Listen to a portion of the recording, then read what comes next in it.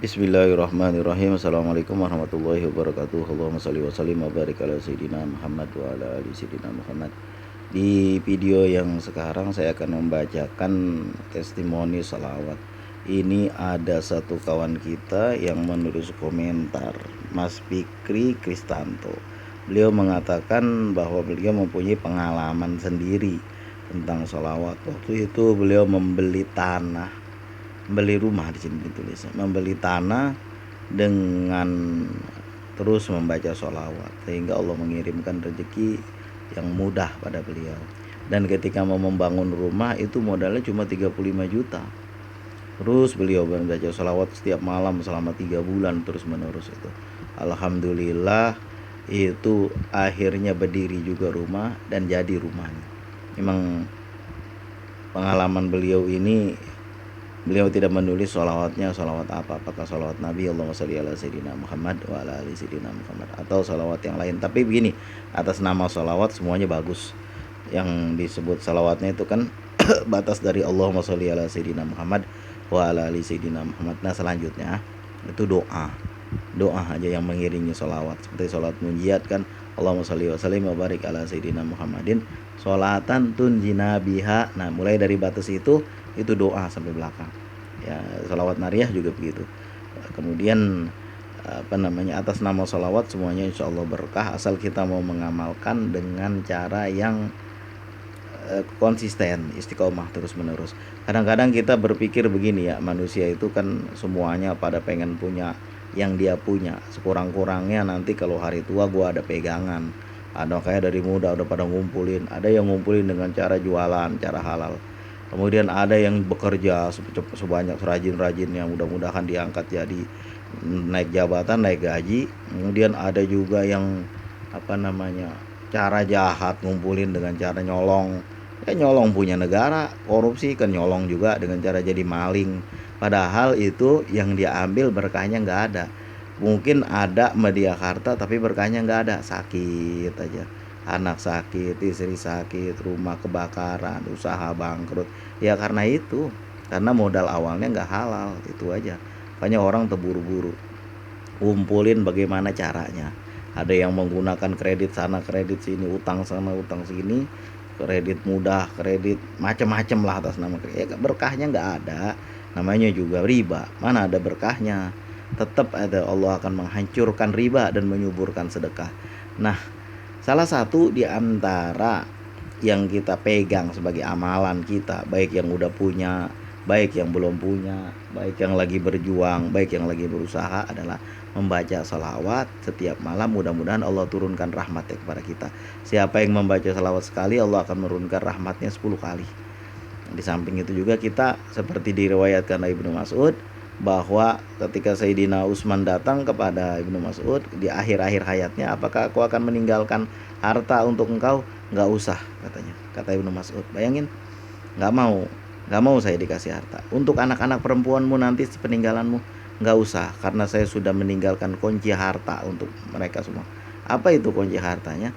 Saya mendengar Rasulullah bersabda, siapa yang membaca surat Al-Waqiah setiap malam, layab tapkir abadan, maka dia tidak akan pakir selamanya. Nah, inilah riwayat yang diriwayatkan oleh Ibnu Mas'ud. Ada yang mengatakan hadis sahih, ada yang mengatakan hadis dhaif. Yang penting kan untuk padoilul amal, kalau hadisnya dhaif nggak ada masalah.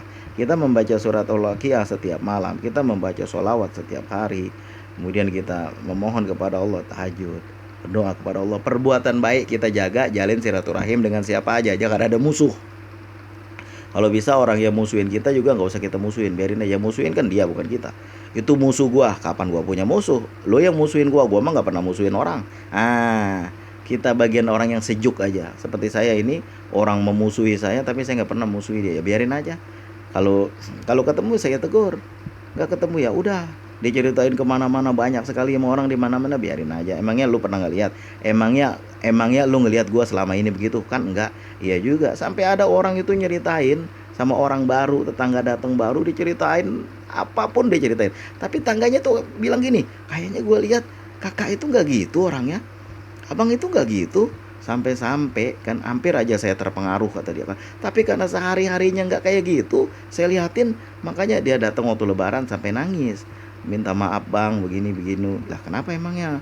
Dia cerita lah, itu mah udah biasa kata saya. Itu mah udah biasa, udah nggak apa-apa, kan sehari-hari ngelihat saya seperti bagaimana. Iya juga, makanya saya nggak terpengaruh, akhirnya jadi orang yang paling akrab sama saya, padahal orang baru. Makanya kan orang memusuhi kita biarin aja, yang penting kita jangan memusuhi orang. Saya bukan begitu juga. Orang kata apa aja biarin aja. Saya balas dengan pembacaan sholawat. Allahumma sholli ala sayyidina Muhammad. Bang, kita dibilang begini begitu. Allahumma sholli ala sayyidina Muhammad wa ala ali sayyidina Muhammad. Gunanya apa sih nyeritain orang? Gunanya apa sih jelekin orang? Apa dengan jelekin orang kita jadi mulia? Yang ada kita jadi gibah. Yang ada kita tambah dosa. Yang ada pahala orang yang nyeritain kita dijadiin pahala kita. Padahal kita kagak ngapa-ngapain. Perasaan di ibadah gua nggak sampai segitu, kok banyak amat ini pahala. Ya pahala orang diangkutin ke kita. Karena gara udah rajin banget orang nyeritain kita. Padahal mah nggak terbukti, nggak ada. Gua mah kagak begitu orangnya. Nah inilah salah satu daripada untuk menghadapi hari-hari tua kita, untuk menghadapi sehari-hari kita. Ingat pesan Ibnu Mas'ud yang beliau mendengar dari Rasulullah untuk selalu membaca surat Al-Waqiah tiap malam.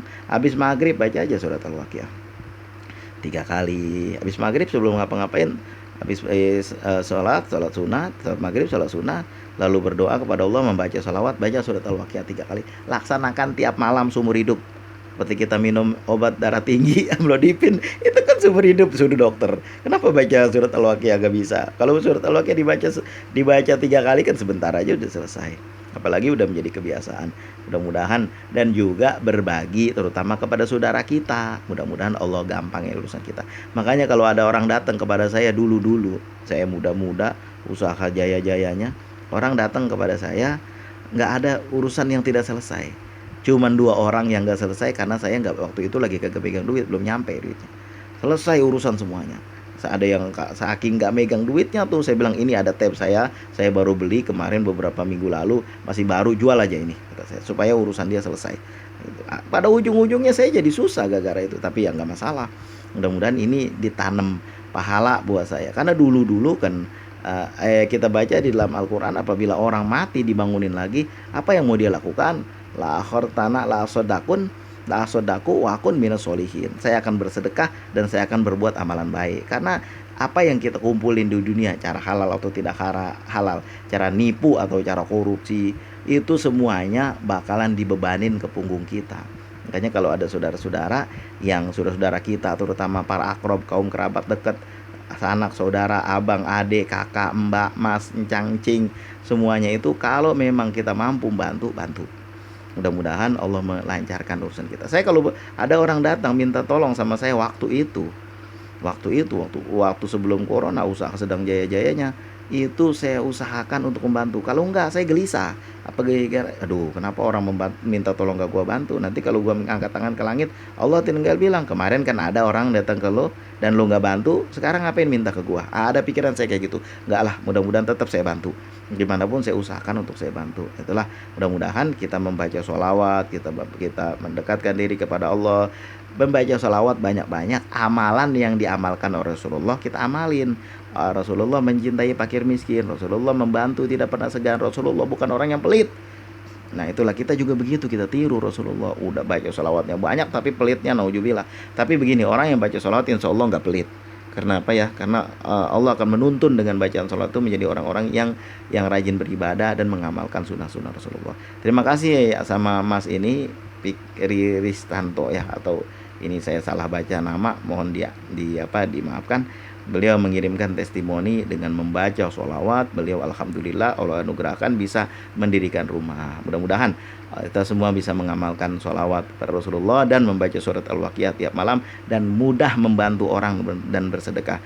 Allahumma sholli wa sallim ala sayyidina Muhammad wa ala ali sayyidina Muhammad. Allahumma ya muyassir wa ya dabiru kulli kasir wa ya dabiru kulli farid, yasir alaika asyur kula asyur fataisir asir hajatuna ya Allah ilaika kasir wa anta alimun biha wa basir. Siapa yang punya hutang, mudah-mudahan Allah beresin semua hutangnya. Siapa yang punya kesusahan, Allah angkat kesusahannya.